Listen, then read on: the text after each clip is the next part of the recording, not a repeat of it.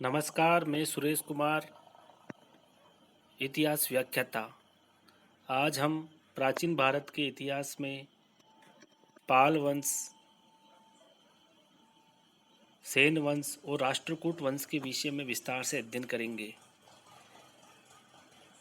वर्तमान में हम अभी प्राचीन भारत के तहत पूर्व मध्यकाल, उत्तर गुप्त काल और राजपूत काल का अध्ययन कर रहे हैं।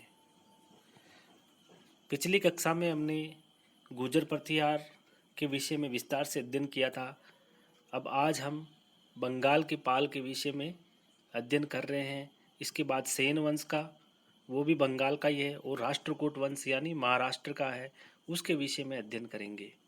पाल वंश 7वीं सदी के प्रारंभ में शशांक बंगाल का पर राज्य करता था। शशांक की मृत्यु के बाद बंगाल पर हर्षवर्धन का अधिकार हो गया। 647 ईस्वी में हर्ष की मृत्यु के पश्चात बंगाल में अराजकता फैल गई। आसाम के शासक भास्कर वर्मा ने बंगाल के बहुत बड़े भूभाग पर अधिकार कर लिया। इसके बाद कन्नौज के राजा यशोवर्मन ने गौड़ बंगाल के राजा को हराया और कश्मीर के ललितादित्य ने भी बंगाल विजय किया।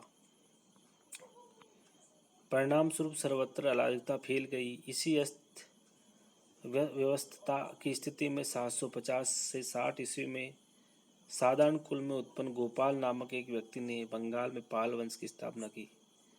गोपाल ने अराजकता के तत्वों का दमन किया और बंगाल में शांति तथा समृद्धि की स्थापना की। उसने लगभग 45 वर्षों तक शासन किया। वे बौद्ध धर्म का अनुयायी था। गोपाल तथा उसके उत्तराधिकारियों के नाम के अंत में पाल शब्द आता है, इसीलिए ये वंश पाल के नाम से प्रसिद्ध है। धर्मपाल गोपाल के बाद 780 ईस्वी के लगभग उसका पुत्र धर्मपाल बंगाल का राजा बना। उसे बंगाल का महानतम शासक माना गया है। उसका लगभग संपूर्ण जीवन युद्धों में ही बीता। उसने कन्नौज के राजा इंद्रायुध को गद्दी से उतारकर अपने विश्वास पात्र चक्रायुध को बैठाया।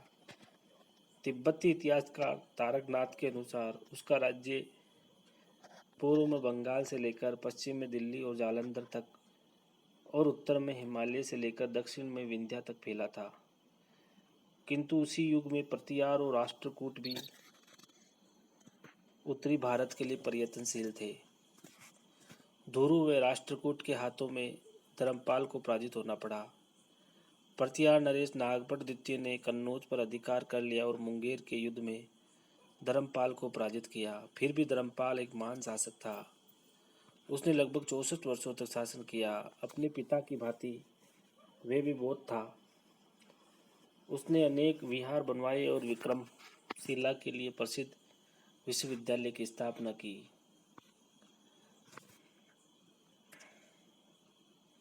इस प्रकार हमने गोपाल फिर धर्मपाल के विषय में पढ़ा।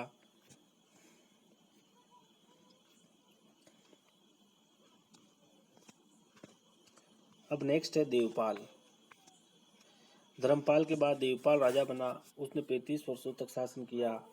उसके अभिलेखों से पता चलता है कि वह महान विजेता था। उसने उत्कलों की शक्ति का विनाश किया, हूणों का मान मर्दन किया और गुर्जर तथा द्रविड़ राजाओं को परास्त किया। उसने असम को भी जीता। उसने मुंगेर को अपनी राजधानी बनाई। वह भी बौद्ध था। उसने कई बौद्ध विहार, चैत्य और संगारामों का निर्माण करवाया। उसने नालंदा विश्वविद्यालय के विकास में विशेष रुचि दिखाई। उसके समय में पाल साम्राज्य अपनी उन्नति के उत्कर्ष पर पहुंच गया। पाल वंश का पतन। देवपाल के बाद नारायण पाल राजा बना। उसके समय से पाल वंश का पतन शुरू हो गया। नारायण पाल के समय में प्रतिहारों ने पाल साम्राज्य के पश्चिमी भाग को अपने राज्य में मिला लिया। राष्ट्रकूट शासक अमोघ वर्ष ने बंगाल पर आक्रमण किया और बाद में उसके पुत्र कृष्ण द्वितीय ने भी अपने पिता की विजय को दोहराया। इन विभिन्न आक्रमणों से धीरे धीरे पालों की हालत खराब होती गई। नारायण पाल के बाद राज्यपाल और गोपाल द्वितीय शासक हुए। गोपाल द्वितीय के समय में उत्तर बंगाल भी पालों के हाथ से निकल गया और उसी के समय में चंदेल यशोवर्मन और उसके पुत्र दंग ने भी बंगाल पर आक्रमण किया। 990 ईस्वी में गोपाल द्वितीय का पुत्र महिपाल प्रथम राजा बना। उसने अपनी पैतृक राज्य के कुछ भागों पर फिर से अधिकार किया, किंतु वह चोल शासक राजेंद्र चोल से पराजित हो गया। महिपाल के बाद उसका पुत्र नयपाल राजा हुआ। रामपाल इस वंश का अंतिम महत्वपूर्ण शासक था। उसने केवटों तथा कलिंग और कामरूप पर विजय प्राप्त की, किंतु शीघ्र ही पूर्वी बंगाल पर सेना ने और मिथिला पर कर्नाटों ने अपना अधिकार जमा लिया। कर्नाटक को 1199 ईस्वी में इस वंश का शासक गोविंद पाल था, जो संभवतः इस वंश का अंतिम राजा था। पाल राजाओं ने लगभग 400 वर्षों तक राज्य किया था। पाल वंश का योगदान शिक्षा और साहित्य। शिक्षा के क्षेत्र में पाल शासकों का योगदान महत्वपूर्ण रहा। नालंदा इनके समय में एक प्रसिद्ध शिक्षा का केंद्र था। नालंदा के अलावा पाल राजाओं ने विक्रमशिला, उदंतपुरी और सोमपुर में विहार बनवाए और उन्हें शिक्षण केंद्रों के रूप में विकसित किया। विक्रमशिला का विश्वविद्यालय नालंदा के समान ही प्रसिद्ध था। 8वीं सदी के उत्तरार्ध में पाल शासक धर्मपाल ने विक्रमशिला बौद्ध विहार की स्थापना की थी, जिसने बाद में एक विश्वविद्यालय का रूप ग्रहण कर लिया। ज्ञानपद, वेरोचन, रक्षित, रत्न वज्र तथा रत्न कीर्ति यहाँ के प्रसिद्ध कांड विद्वानों में थे। विश्वविद्यालय में 6 महाविद्यालय थे, जिनमें प्रत्येक में अलग अलग द्वार पंडित होते थे। विश्वविद्यालय में प्रवेश के इच्छुक विद्यार्थियों को इन द्वार पंडितों द्वारा परीक्षा ली जाती थी और विश्वविद्यालय में प्रवेश के इच्छुक विद्यार्थियों की इन द्वार पंडितों द्वारा परीक्षा ली जाती थी और उसमें उत्तीर्ण होने के बाद ही प्रवेश पाया जा सकता था। यहाँ का पुस्तकालय भी श्रेष्ठ था। यहाँ तिब्बत और दक्षिण पूर्व एशिया के विद्यार्थी आते थे। यद्यपि विक्रमशिला बौद्ध शिक्षा का केंद्र था, किंतु अन्य संप्रदायों के भी ग्रंथ और सिद्धांतों की यहाँ शिक्षा दी जाती थी। अध्ययन समाप्ति के बाद दीक्षांत समारोह का आयोजन किया जाता था। यह विश्वविद्यालय लगभग 400 वर्षों तक अस्तित्व में रहा।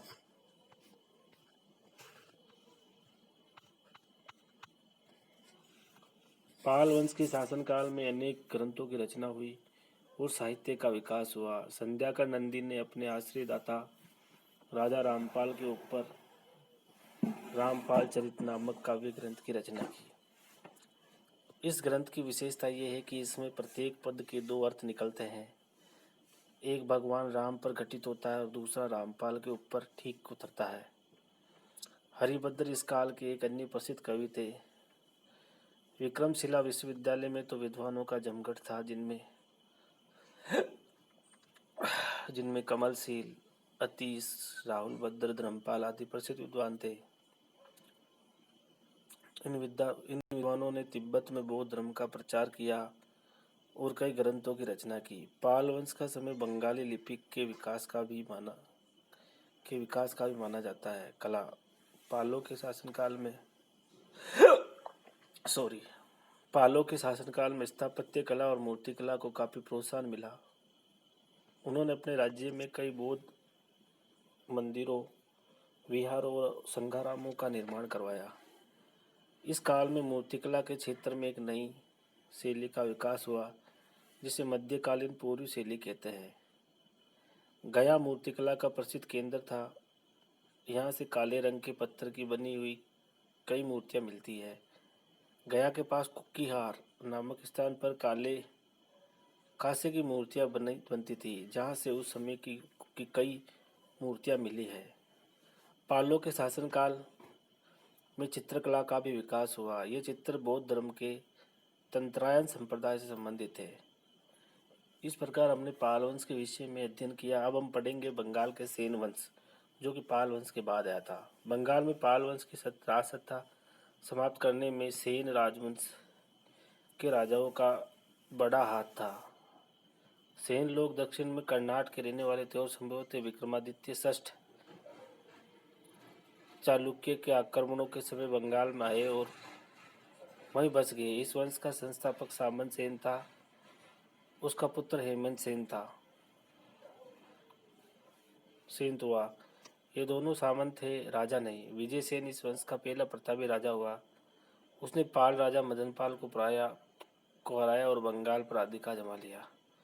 उसने आसाम, मिथिला तथा मगध को भी जीता। कलिंग के राजा के साथ उसने मैत्रीपूर्ण संबंध बनाए रखा। वे सेव था। देवपाड़ा में उसने भगवान शिव का एक विशाल मंदिर बनवाया और एक सुंदर झील का निर्माण भी करवाया। 1108 ईस्वी में उसकी मृत्यु हो गई।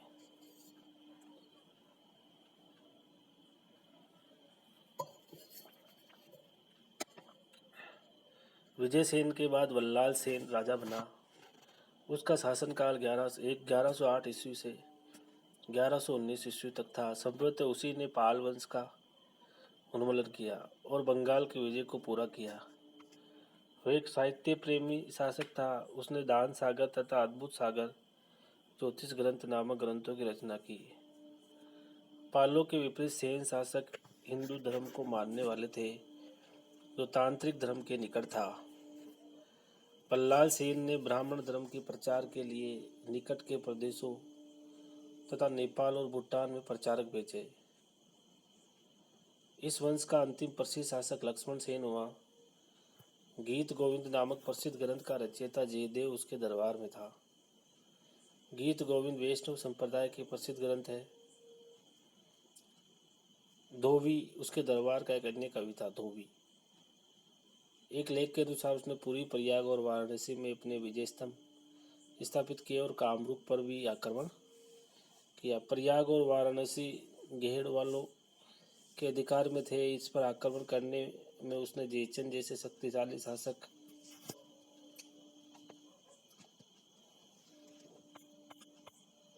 से युद्ध करना पड़ा होगा। अतः संभव नहीं होता है कि जयचंद ने इन नगर को छीन सका होगा। मुस्लिम इतिहासकारों ने उसे एक कायर शासक के रूप में चित्रित किया है। उन्होंने लिखा है कि जब लगभग 1197 ईस्वी में मोहम्मद बिन बख्तियार बिहार को जीतता हुआ और बौद्ध भिक्षुओं का वध करता हुआ 1199 में बहुत थोड़े से सैनिकों के साथ नदिया सेनों की राजधानी पहुंचा, तो लक्ष्मण सेन भागकर विक्रमपुर चला गया। यहाँ लगभग 18 वर्षों तक उसके दो पुत्रों ने शासन किया, जिसके बाद इस वंश का अंत हो गया। सेन वंश का बंगाल के इतिहास में महत्वपूर्ण स्थान है।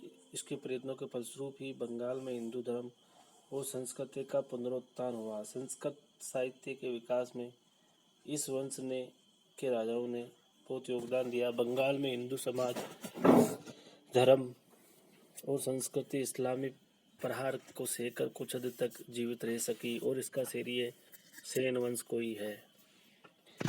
इस प्रकार हमने सेन वंश के विषय में भी विस्तार से अध्ययन किया। अब हम पढ़ेंगे राष्ट्रकूट वंश, जो वेरी इंपॉर्टेंट है।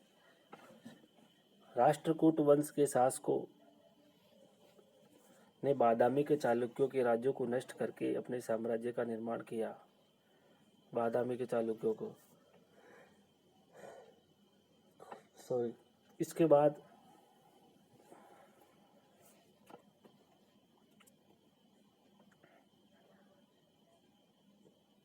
राष्ट्रकूट वंश के शासकों ने बादामी के चालुक्य को नष्ट करके अपने साम्राज्य निर्माण किया और 2 शताब्दियों से भी अधिक समय तक एक विशाल साम्राज्य की सत्ता का उपयोग करने के पश्चात कल्याणी के पिछले चालुक्यों द्वारा नष्ट कर दी गई। उत्पत्ति।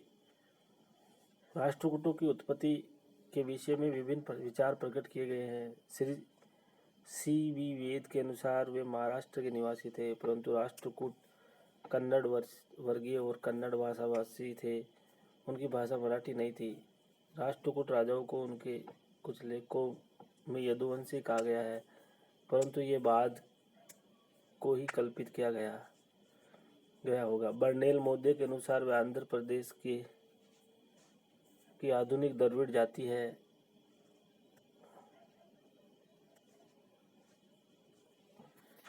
रिद्धि से संबंधित है, परंतु ये मत स्वीकार्य नहीं है हो सकता, क्योंकि आंध्र प्रदेश कभी भी राष्ट्रकूटों का कार्यक्षेत्र नहीं रहा।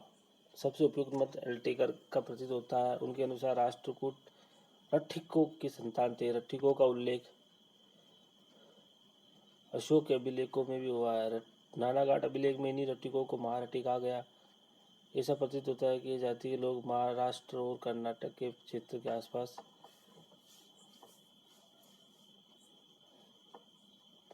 बहुत दिनों तक सामंत के रूप में शासन करते रहे। वैसे भी राष्ट्रकूट उन अधिकारियों को कहा जाता था जो राष्ट्र नामक राजनीतिक इकाई अथवा भूभाग जो जिला की तरह था प्रशासन करते थे।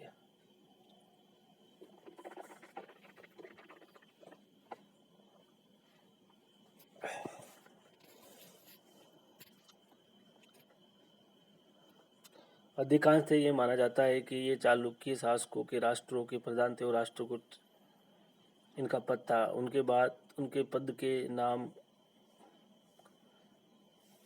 है कि ये चालुक्य शासकों के राष्ट्रों को प्रधान थे और राष्ट्रकूट इनका पद था। उसके बाद के नाम पर ही उनके वंशजों का निर्माण महाराष्ट्र था। डॉक्टर अल्टेकर ने उनका मूल निवास स्थान कर्नाटक बताया है, जहाँ से उनके विभिन्न परिवार महाराष्ट्र में जाकर बस गए थे।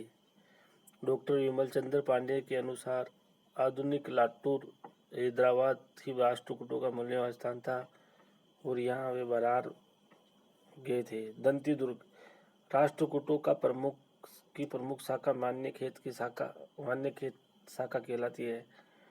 मान्यखेत के राष्ट्रकूट प्रारंभ में चालुक्यों के अधीन थे। इस समय इनका राजा इंद्र प्रथम उन्होंने बलपूर्वक चालुक्य राजकुमारी भावनागा के साथ विवाह किया।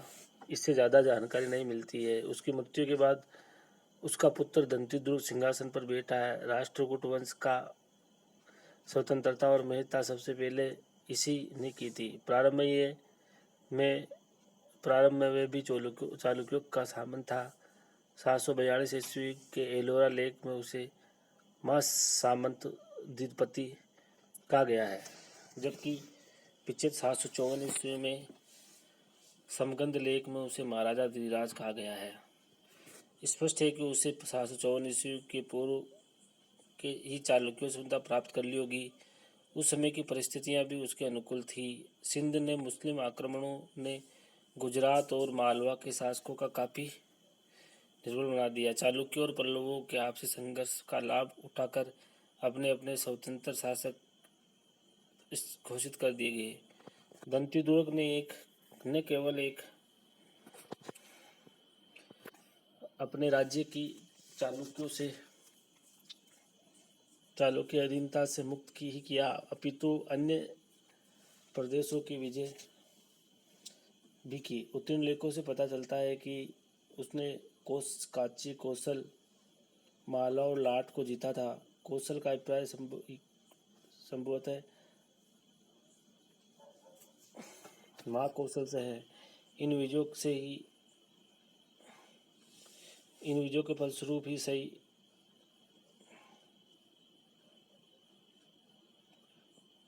अर्थों में दक्षिणापति बन गया, क्योंकि महाराष्ट्र में उसका सम्मान नहीं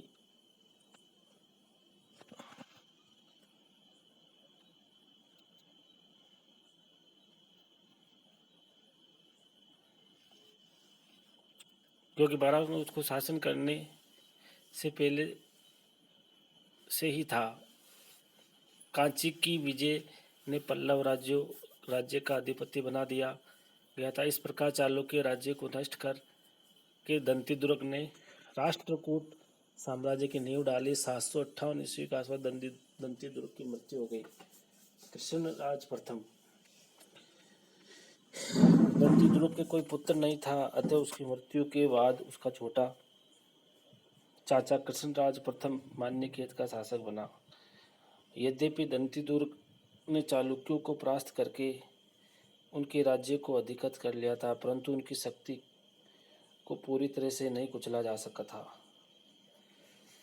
अतः कृष्णराज के राजा बनते ही चालुक्य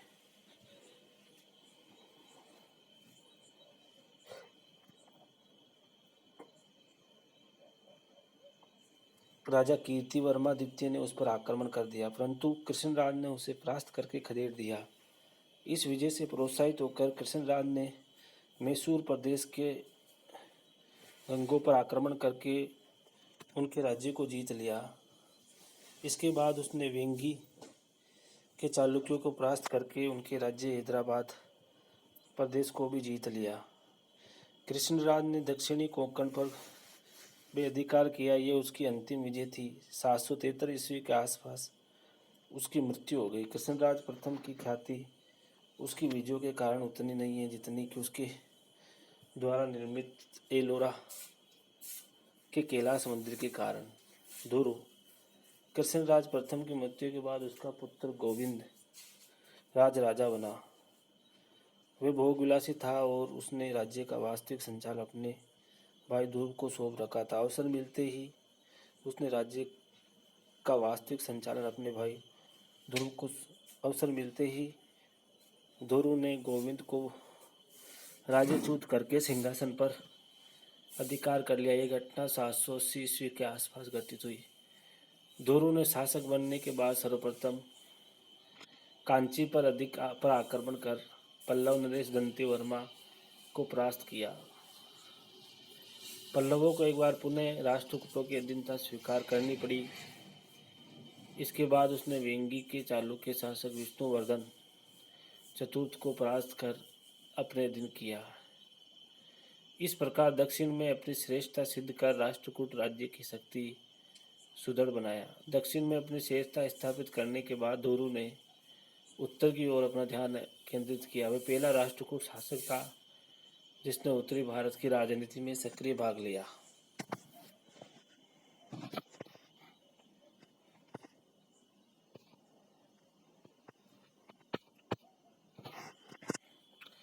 इस युग में उत्तरी भारत में दो राजशक्तियां प्रधान थी, एक गुर्जर प्रतिहार राजा और दूसरे बंगाल के पाल वंशी राजा।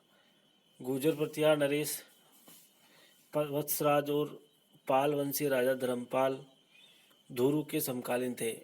ये दोनों ही शासक महत्वाकांक्षी भी थे और इनके राज्यों की सीमाएं राष्ट्रकूट राज्य के समीप लगती थी, अतः यह स्वाभाविक था कि इनका राष्ट्रकूटों के साथ संघर्ष हो।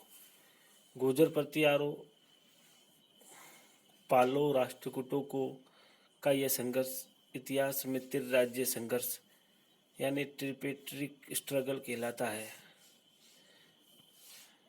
सर्वप्रथम ध्रुव की गुर्जर प्रतिहार नरेश वत्सराज से मुठभेड़ हुई। वेनी डिडोरिक और राधनपुर अभिलेखों के अनुसार इस युद्ध में ध्रुव की विजय हुई और वत्सराज को भागकर मरुस्थल यानी राजपूताना में शरण लेनी पड़ी।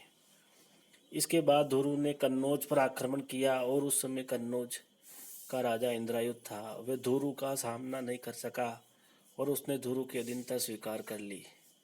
तत्कालीन अभिलेखों से प्रकट होता है कि ध्रुव ने गंगा यमुना के दोआब में पाल वंशी धर्मपाल को पराजित किया था। डॉक्टर विमल चंद्र पांडे के अनुसार परंतु उत्तरी भारत की इन विजयों के पश्चात ध्रुव दक्षिण भारत लौट गया।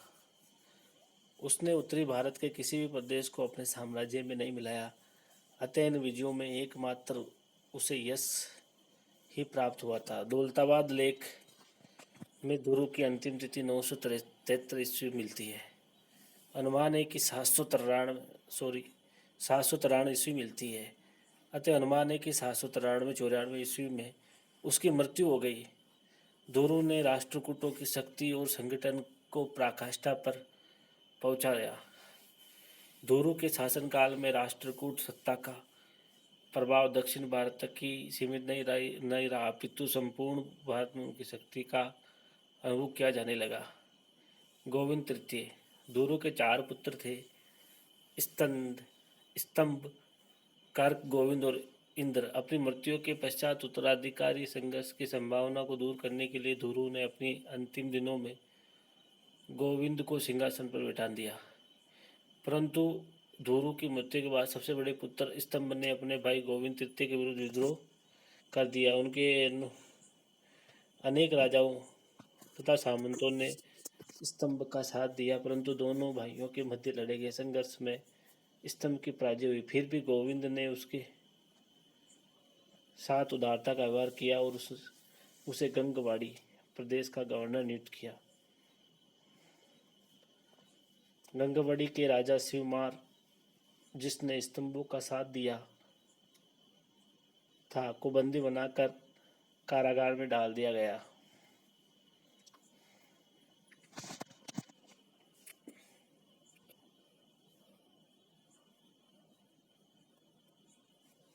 इसके बाद उसने कांची पर आक्रमण कर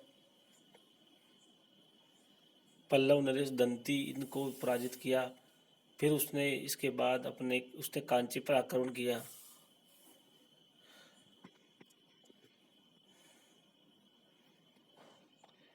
कर पल्लव नरेश दंतिन को पराजित किया। फिर उसने वेंगी के चालुक्य नरेश विक्रमादित्य पर आक्रमण कर उसे पराजित किया। इन विजयों के फलस्वरूप दक्षिण भारत में गोविंद तृतीय की सत्ता का विरोध करने वाला कोई प्रदेश नहीं था, कोई नरेश नहीं था। उत्तर भारत में गुर्जर प्रतिहार और पालों के मध्य संघर्ष जारी था। धुरु के वापस लौटने के बाद पाल नरेश धर्मपाल ने कन्नौज पर आक्रमण कर इंद्रायुध के स्थान पर अपने उम्मीदवार चक्रायुध को कन्नौज के सिंहासन पर बिठाया। स्थिति का लाभ उठाकर गोविंद तृतीय ने उत्तरी भारत की राजनीति में हस्तक्षेप किया। तत्काल अभिलेखों से पता चलता है कि उसने गुर्जर प्रतिहार नरेश नागपुर द्वितीय को पराजित किया।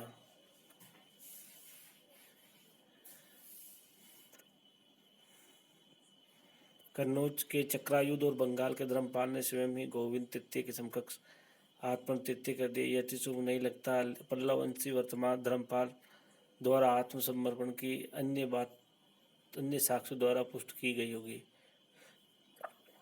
फिर भी गोविंद तृतीय ने उत्तरी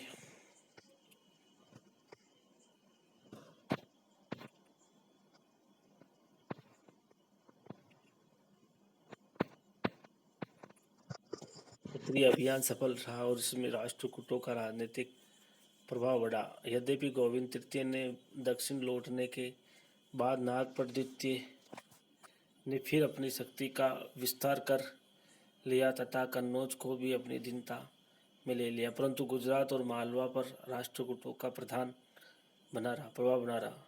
जिस समय गोविंद तृतीय उत्तरी अभियानों में व्यस्त था, सुदूर दक्षिण के पल्लव, गंगचोल, पांड्य, केरल आदि वंशों ने उसके विरुद्ध एक शक्तिशाली संघ का निर्माण किया, जिसका उद्देश्य दक्षिण भारत में राष्ट्रकूटों की शक्ति को समाप्त करना था। परंतु यह संघ अपने उद्देश्य में सफल रहा। गोविंद तृतीय ने उत्तर से लौटते ही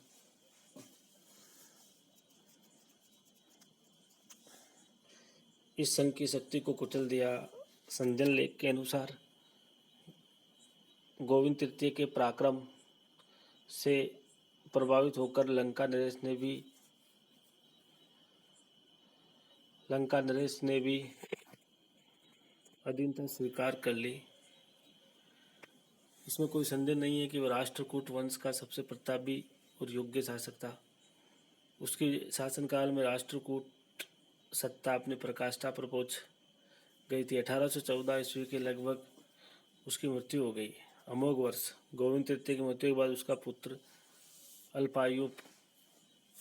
अमोघ वर्ष सिंहासन पर बैठा। उसकी अल्पायु को देखते हुए गोविंद तृतीय ने अपनी मृत्यु के पूर्व अपने भतीजे कर्कराज को उसका संरक्षक नियुक्त किया। अमोघ वर्ष की अल्पायु का लाभ उठाते हुए न केवल उसके अधीनस्थ राजाओं ने स्वतंत्र होने का दावा किया था, अपितु अनेक राष्ट्रकूट हुए थे।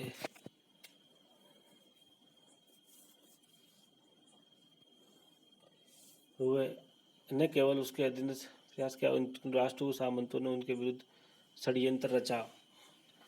परिणाम स्वरूप कुछ समय के लिए अमोघ वर्ष ने अपने सिंहासन पर बिठाया। पुनः डॉक्टर विमल चंद्र पांडे के अनुसार ये घटना 810 से 821 ईस्वी के बीच की है। निसंदेह होने के बाद पुनः सिंहासन प्राप्त होने के बाद अमोघवर्ष ने चालुक्यों को सबक सिखाने का निश्चय किया।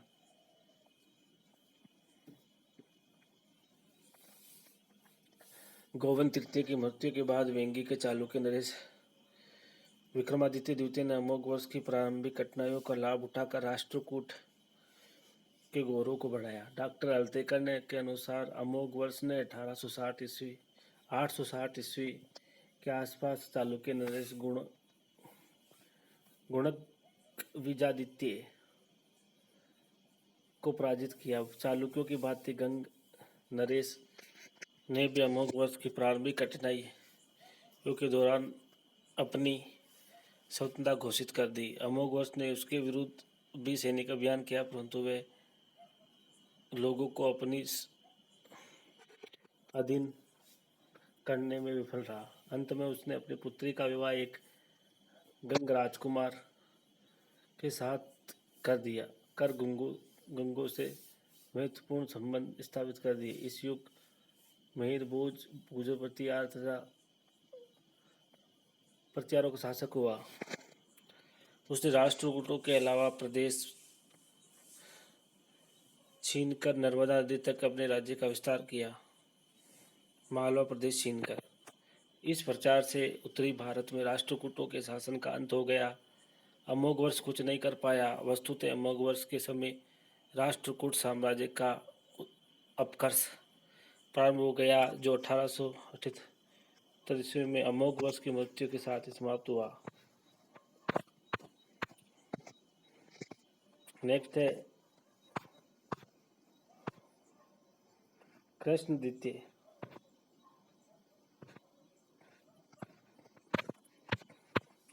अमोघवर्ष के बाद उसका पुत्र कृष्ण द्वितीय राष्ट्रकूट सिंहासन पर बैठा। उसने 878 ईस्वी से 914 ईस्वी शासन किया। उसका अधिकांश समय युद्धों में व्यतीत हुआ। उसे अपने ससुर चेदिराज कोकल से बड़ी सफलता मिली। कृष्ण द्वितीय को गंग, कलिंग, अंग, गुर्जर, लाट, मगध और गोत्रा सभी ने हर समय खतरा बना रहा, परंतु उसके मुख्य शत्रु वेंगी के चालुक्य थे। यद्यपि अमोघवर्ष ने वेंगी के चालुक्य नरेश विजयादित्य को पराजित किया था, परंतु विजयादित्य अपनी शक्ति को पुनः संगठित करने में लगा रहा और कुछ समय बाद उसने राष्ट्रकूटों के पर विजय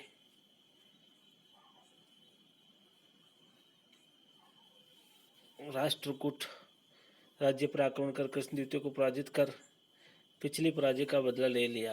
विजयादित्य के उत्तराधिकारी भीम ने राष्ट्रकूटों के समय विरुद्ध संघर्ष जारी रखा और उसने भी कृष्ण द्वितीय को पराजित किया। कृष्ण द्वितीय को गुर्जर प्रतिहारों से भी संघर्ष करना पड़ा। उस समय प्रतिहारों का राजा भोज प्रथम था। दोनों राजाओं वंशों ने मालवा के स्वामित्व लेकर लंबे समय तक संघर्ष किया। इस संघर्ष में कभी एक पक्ष को तो कभी दूसरे पक्ष को सफलता मिलती।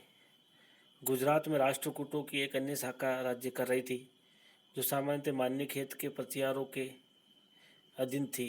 कृष्ण द्वितीय के समय गुजरात की इस शाखा का शासन कृष्ण था।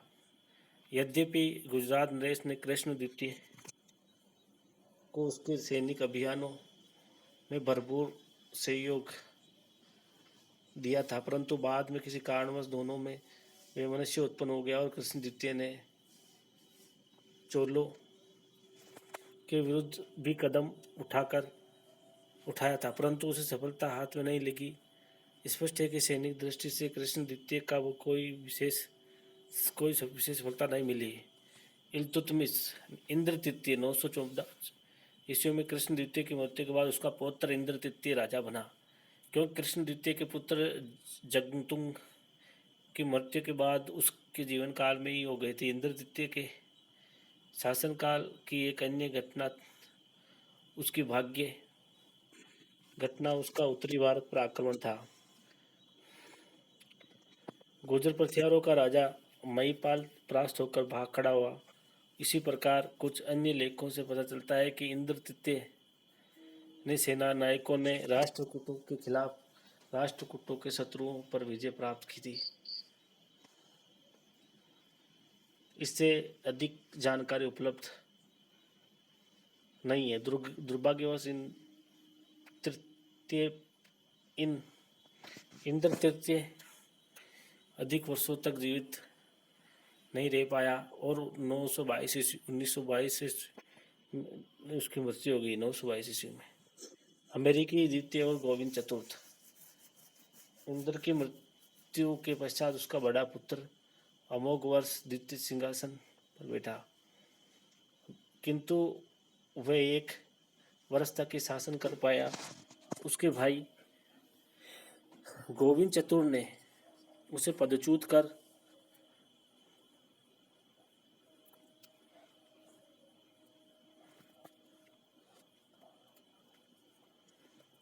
राज्यच्युत करके अथवा मारकर सिंहासन पर अधिकार कर लिया। तत्कालीन गोविंद चतुर्थ ने उसे राजच्युत करके अथवा मारकर सिंहासन अधिकार। तत्कालीन अभिलेखों से पता चलता है कि गोविंद चतुर्थ एक विलासी शासक था और वे राजकीय कार्यों की उपेक्षा करने लगा। परिणामस्वरूप राष्ट्रकूट साम्राज्य के सारे सूत्र शिथिल पड़ने लगे। स्थिति का लाभ उठाकर गुर्जर प्रत्यार नरेश ने कन्नौज पर अधिकार कर लिया। चालुक्य नरेश भीम ने भी उसे परास्त किया। उसके सामंत भी उसके विरोधी हो गए और 996 ईस्वी में उसने सिंहासन से उतरकर अपने चाचा अमोघ वर्ष तृतीय को शासक बना दिया। अमोघ वर्ष तृतीय ने न केवल 3 वर्षों तक शासन किया और इस अवधि में भी शासन सत्ता उसके पुत्र कृष्ण तृतीय के हाथ में थी।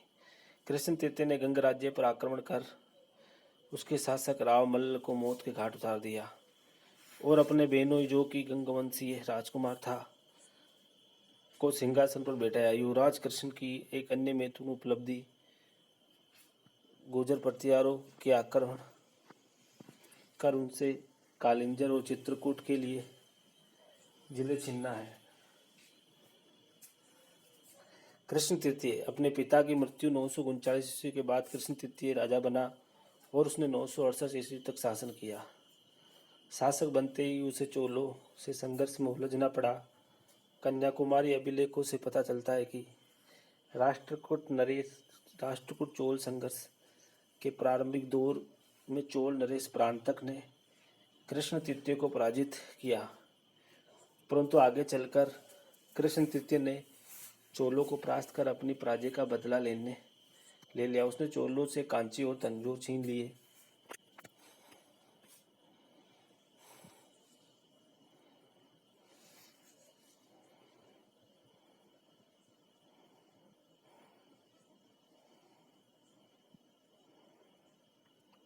कालिंजर और चित्रकूट के प्रदेश छीन लिए, परंतु जब परमारवंशीय राजा सियक ने राष्ट्रकूटों से स्वतंत्र होने का प्रयास किया तो कृष्ण तृतीय ने उसे परास्त करने में सफल रहा। संक्षेप में कृष्ण तृतीय एक पराक्रमी विजेता सिद्ध हुआ। उसने दक्षिण भारत में राष्ट्रकूटों की श्रेष्ठता को बनाए रखा, परंतु उत्तरी भारत में उसे असफलता का सामना करना पड़ा। राष्ट्रकूट राजवंश का अंत कृष्ण तृतीय की मृत्यु के बाद उसके वृद्ध भाई खोटिंग शासक बना।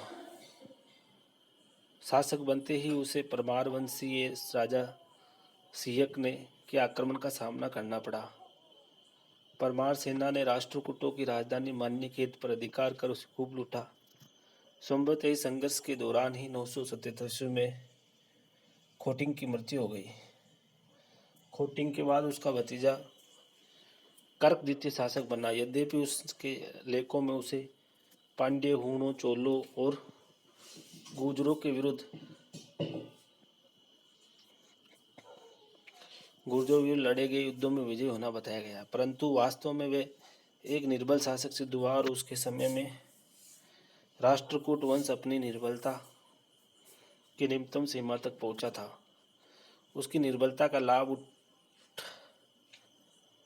उसी के एक सामंत तेलप द्वितीय ने उस पर आक्रमण कर उसे पराजित कर दिया और राष्ट्रकूट राज्य पर अधिकार कर लिया। इसी के साथ कूट वंश के शासन का अंत हो गया। शासन प्रबंध। राष्ट्रकूटों की शासन व्यवस्था अन्य भारतीय राजवंशों की शासन व्यवस्था के समान ही थी। राज्य की संपूर्ण सत्ता का स्रोत राजा था और उसका पद पैतृक होता गया। सामान्यतः ज्येष्ठ अधिकार की प्रथा प्रचलित थी, परंतु कई बार अन्य योग्य पुत्र भी को भी सिंहासन प्राप्त हो जाता था। कुछ अवसरों पर सिंहासन के लिए गृह युद्ध के उदाहरण भी मिलते हैं। राष्ट्रकूट नरेश अपनी शक्ति और वैभव के लिए विख्यात थे। वे महाराजाधिराज, परम भट्टारक आदि की बड़ी बड़ी उपाधियां धारण करते थे। उनके राज दरबार की शान शौकत भी बड़ी चढ़ी थी। राष्ट्रकूटों के अंतर्गत हमें सामंती व्यवस्था का निकरा हुआ रूप देखने को मिलता है। इन सामंतों के पास बड़ी बड़ी जागीरें थी। सामंत लोग अपने राजा को नियमित वार्षिक कर अदा करते थे और आवश्यकता पड़ने पर अपनी सेवा के साथ राजा की सहायतार्थ युद्ध में भाग लेते थे और समय समय पर उसके दरबार में उपस्थित होकर अपनी स्वामी भक्ति प्रदर्शित करते थे। राजा भी उनके जागीरों के आंतरिक मामलों में हस्तक्षेप नहीं करता था। राष्ट्रकूट साम्राज्य के अनेक प्रशासनिक इकाइयों में विभक्त था। सबसे बड़ी इकाई राष्ट्र कहलाती थी और इसके अधिकारी को राष्ट्रपति कहा जाता था।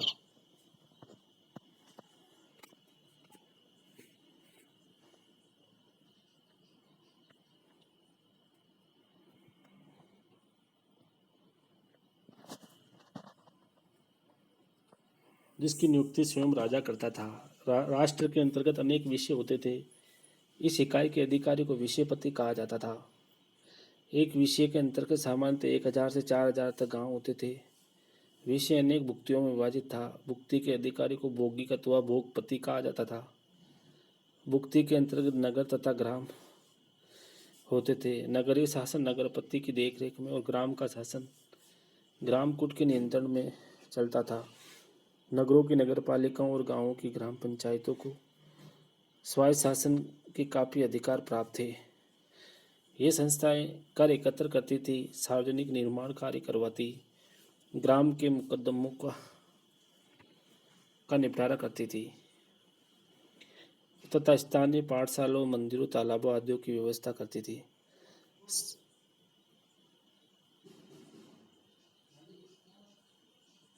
शासन संचालन में राजा की सहायता के लिए मंत्रिमंडल होता था। मंत्रिमंडल में राज्य के बड़े बड़े पदाधिकारी, सेनापति, महासंधि विग्रह, भांडागारिक, मार्क्सपटलिक, पुरोहित आदि भी सम्मिलित रहे होंगे। इन सभी के ऊपर महामात्य प्रधानमंत्री होता था। मंत्रियों को राजा की पूर्व अनुमति से विभागीय आदेश जारी करने पड़ते थे। महत्वपूर्ण मामलों में राजा सामान्यतः मंत्रिमंडल की सलाह से ही कार्य करता था, परंतु उसकी सलाह को मानना राजा के लिए अनिवार्य नहीं था। उस समय राज्य के आय का मुख्य स्रोत भूमि कर ही था। इसे भोग कर कहा जाता था, जो कुल उपज के चौथाई हिस्सा होता था। भूमि कर सामान्यतः अन्न के रूप में लिया जाता था। भूमि कर के अलावा बागों, वनों, खानों तथा वस्तु चुंगी से भी राज्य को काफ़ी आमदनी होती थी। सामंतों से प्राप्त करों और उपहारों से भी राज्य को काफ़ी आय हो जाती थी। राष्ट्रकूट शासन के अंतर्गत ब्राह्मणों और मंदिरों से भी कर वसूल किए जाते थे। यद्यपि ये कर काफ़ी कम होते थे। राष्ट्रकूट राजाओं ने अपनी सैन्य शक्ति को सुदृढ़ बनाने की तरफ विशेष ध्यान दिया था। वे युग ही शौर्य, पराक्रम एवं युद्धों का था। अपने राज्य की सुरक्षा तथा दूसरे राज्यों की अपनी अधीनता में लाने के लिए एक शक्तिशाली सेना होना अति आवश्यक था। अतः राष्ट्रकूटों के पास भी एक विशाल सेना थी, जिसमें लगभग 5 लाख सैनिक थे। राष्ट्रकूटों की सेना में सभी जातियां एवं संप्रदायों के लोग भर्ती किए जाते थे। राष्ट्रकूट राज्य की सुरक्षा की दृष्टि से एक सेना उत्तर में और दूसरी सेना दक्षिण में तैनात थी। शेष सेना राजधानी में रहती थी। युद्ध के अवसर पर सामंत लोग और प्रांतों के प्रांतपति भी सैनिक दस्तों के साथ राजा की सहायता तो प्रचुर हो जाते थे। राष्ट्रकूट शासकों ने शिक्षा और साहित्य की तरफ पर्याप्त ध्यान दिया। वे विद्या प्रेमी थे और उन्होंने मुक्त हस्त से शिक्षण संस्थाओं को दान दिया और अनेक विद्वानों का राजश्री प्रदान किया। उनके शासनकाल में संस्कृत एवं कन्नड़ भाषा में अनेक विख्यात ग्रंथों की रचना हुई, जिनमें जिनसेन हरिवंश, पार्श्वाभ्युदय और गुणचंद्र कृत आदि पुराण, शाक्तायन का अमोदवर्ती वीराचार्य की कृति तथा गणित सार संग्रह, त्रिविक्रम कृत, नलचंपू, पोमना कृत शांति पुराणा आदि विशेष उल्लेखनीय है। यद्यपि राष्ट्रकूटों के शासन में कला की अधिक उन्नति नहीं हुई थी, परंतु कृष्ण प्रथम द्वारा पहाड़ों को काटकर एलोरा में कैलाशनाथ मंदिर बनवाया गया, वे अपने आप में कला का एक अनूठा नमूना है। इस प्रकार हमने पाल वंश, सेन वंश और राष्ट्रकूटों के विषय में विस्तार से अध्ययन किया। धन्यवाद।